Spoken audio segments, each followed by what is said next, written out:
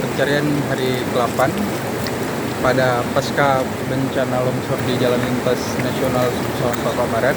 Kami dari tim rafting Lekombi kita terus berupaya untuk melakukan pencarian terhadap diduga 3 korban yang terbawa oleh longsor, karena potensi yang terdekat dari lokasi longsor adalah aliran sungai Lekombi.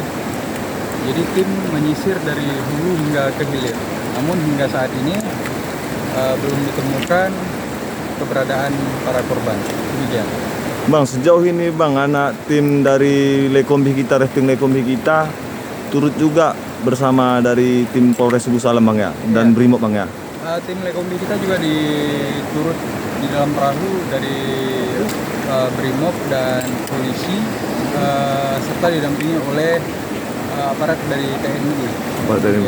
Di hari ke-8 nih Bang, bagaimana pencariannya Bang? Pencarian terus kita lakukan dari tim-tim lain, relawan-relawan lain, dan petugas di lapangan juga telah kembali membersihkan areal longsoran.